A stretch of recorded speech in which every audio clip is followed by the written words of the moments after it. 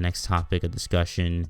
Let's go into the gaming section. The PlayStation 5 and the Xbox Series X are coming, I believe, next week or so at the time of this recording. And as of right now, I'm not going to get either, right?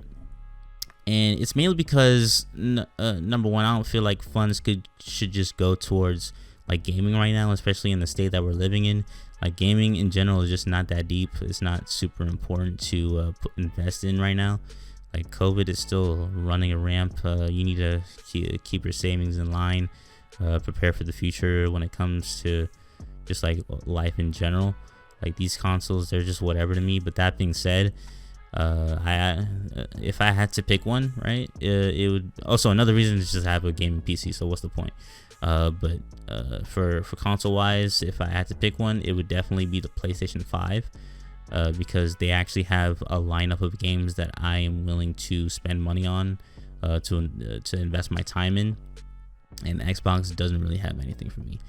Like with Xbox is like even with my all right. So background on me in gaming, honestly, I'm not a first party guy so much. So I would if you gave me a console back then, I'm not gonna complain. I'd pick mainly third-party games.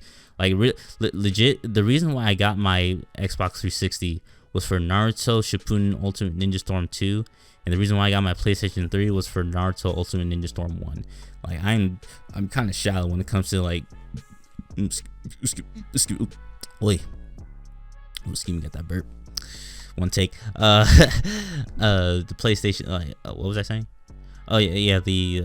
I'm really shallow when it comes to like picking, like when it comes to like playing games. Like I'm sort of set. I was sort of set on what I wanted to play when it comes to like things that I was just interested at the time, which is like licensed games based on like stuff that I enjoy, like Naruto and the like, Dragon Ball, whatever. But yeah, like I only bought those consoles for those reasons. But since I'm more if I wanted to invest more time in gaming, definitely now would be the time, because there's a bunch of games that are coming out that intrigues not only myself but other people as well. For me personally, with the PlayStation 5, they got the new Spider-Man game, Ratchet and Clank, God of War was announced. I think I think it's from I think it's coming out like 2021 or 2022, whatever that's coming out. What else is coming out? Just an overall abundance of games. I think Final Fantasy 16, but that's also on PC. I'll get into that in a little bit, but yeah, overall PlayStation has like my money. If I do get the console, I still have to decide whether I want the digital or the optical version. Because am I really gonna use the optical drive? Because I thinking about it, like I wanted the optical drive because future proofing. Just like, what if I want to get the disc, and like what if I wanted to play like Blu-rays or whatever. But thinking about it now, it's like I don't like having to carry my physical discs anymore. Like it's sort of a hassle to like get it in the box. Like if I had to move, I had to like get it in the box to fit all my stuff. Whereas like at least all my games are in like my based on my email address or my PlayStation service or whatever it's called, PlayStation Network. At least it's still there. And then Blu-rays, like I almost never buy DVDs. Like I just use, we just use the streaming services, right? So like, what's the point? Unless you're trying to collect things, and that'd be cool, I guess. But like you still have to deal with the fact that like you have to move stuff around. You gotta freaking like you just have to deal with that sort of thing. Like whereas it's just another step for you to like do something where it's like it's simple to just have things digital. But then again, the reason why I would consider the optical disc is because what if somehow my account like gets terminated, and then and all those games are just gone, right? I thought of that way back when also. Like, so, all right, I can have this, I can download this game off the store, but like what if somehow I lose my account? Like, am I gonna get that game back? Do I have to call PlayStation Services if I make a new account to tell them, hey, my account was terminated, can you send the thing over or something like that? But if they can't, then you're out of luck. Imagine spending so much money on those games and you can't play them anymore because you lost your account for whatever reason. So yeah, that's just my opinion on the PlayStation 5 for the in general. Like which versions I don't know. I still have to think of if I do decide to get which one I would prefer to get. But for Xbox, no, I'm not getting it. I honestly have no reason to. Like, what games if you say Halo, you need to expand your horizons. There's nothing that Halo can. Halo, from what I saw with the Halo thing, it was just so boring. Like that world map was whatever. Like it's just like, oh, the world map will like expand when you just defeat a bunch of enemies type crap. Like who cares to do that, bro? What else y'all got? Like what's that bug game that whatever. I think, oh yeah, but the one thing that it's not gonna really intrigue me, but for others is like, I think Xbox or Microsoft I should say bought Bethesda, right? And they have a bunch of IPs. I think Fallout. I can't think of any on the top of my head, but like Fallout being one of the main ones. I think, what is it? Darksiders? No, what's it called? What is that one? It starts with a D, I think. I forgot. It was crap. I can't think of it at the top of my head. But it's man, I just don't remember. But anyways, they bought Bethesda, and you would have at least with Xbox, you can just have a deal where it's like those games can now just go over to Xbox only, meaning there's gonna be more revenue for Xbox, which is cool for them. But for me myself, I just don't care. But if you're a Bethesda fan, that's cool, I guess. But one thing to note is like, I'm not sure about Bethesda at this point, but like for both the PlayStation and Xbox, they would label their games where it's like, oh yeah, this is gonna be a PlayStation exclusive or an Xbox exclusive, but it's also coming to PC, which means like there's really no reason to buy these consoles if your favorite game that's supposed to be on that system only is also coming to PC, even if it is at a later date. Assuming that it's not too far, there's no reason to get the consoles. Like Final Fantasy 16, I think. I think it's 16. It literally said in the trailer when it was first revealed, PlayStation or console exclusive, but then actually like, oh yeah, also it's a PC. It's coming to PC also. So it's like, all right, yeah, no. I would rather most people invest in a PC. Like I think PC gaming is the wave. Like these consoles, yeah, they're showing quote unquote PC level graphics, which is good, especially for the price. Don't get like if you just had to get a console, it's fine to get either or, because the prices I think are great. Because there was speculation that the prices were gonna be like $600-$800 potentially, but like I knew, like, in my mind, I'm just like, there's no way people are gonna pay for that, especially with COVID going on. People need to save their money. Like they shouldn't really invest into these game consoles like that. But the marketing, the prices, the way they did, I thought were great for both Xbox and PlayStation. Xbox, they did a great job having a lower end console be only $300, and then the higher end 4K one being $500. I think the 300 one only is up to 1440p. The 500 does 4K. And then the PlayStation, I thought was even better because, like I said before, you can either pick the digital or the optical drive, and the digital one is only $399 or $400 if you want to round up, and then the optical drive is only $100 more. So I think that was going on their part also. So if you want to buy either or for the prices alone and just future proofing, trying to get some games, then yeah, that's cool. But still, like, if I would rather just invest in a PC for a long term, because you can do so much more with a PC and play more games having a PC. Because, you know, you're talking about, it's just too bad that I have like a PlayStation 5, but I can't play like PlayStation 2 or PlayStation 1 games or anything like that. You can do it with your PC. You can literally play PlayStation 2 game. Like, I'm not saying this is the definitive reason why you should get a PC. That being said, that just reminded me, I actually have a video on YouTube. Type search, if you want to search on my name or search on my YouTube channel, there's gonna be a video called 3 reasons why you should get into PC gaming. It details some reasons that I feel like some people should get into PC gaming, and I feel like one of them is emulation. Emulation is a great tool to utilize, assuming that you're doing it legally. And yeah, I'm all for people just getting a PC, because that's future proofing. And yeah, you're gonna have more power, you're gonna have more graphics, better. It's just gonna be better overall. And yeah, I'd rather people get a PC. But if you do want to get the consoles, if you can't afford a PC at the moment, they're fine. Particularly the PlayStation 5. But if you're just gonna play third-party titles, nothing wrong with Xbox, I guess. Just first-party, y'all kind of lacking. But for the last thing, which it sort of delves into. Oh my gosh, sorry about that. Ooh, these hot wings.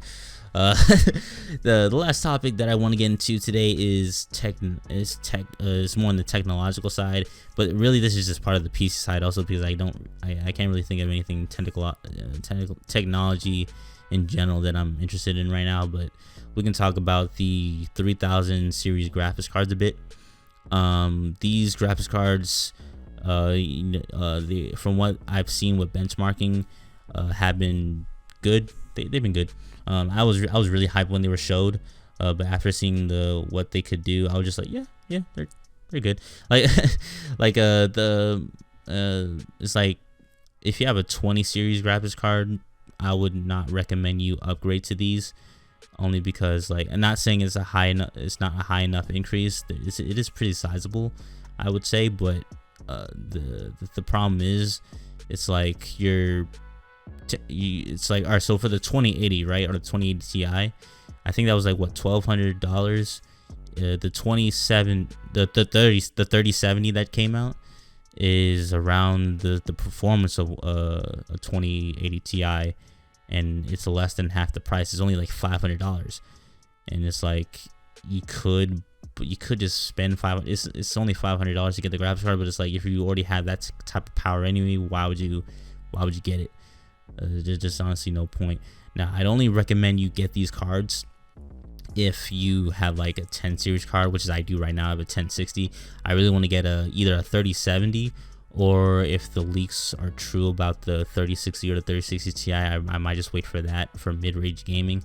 I want to get into like 1440p gaming a bit, and I think these cards are going to be a great stepping stone for that, especially with like ray tracing and stuff like that. I think these cards are going to be great for future proofing a bit, especially if you have a 10 series card right now or anything lower.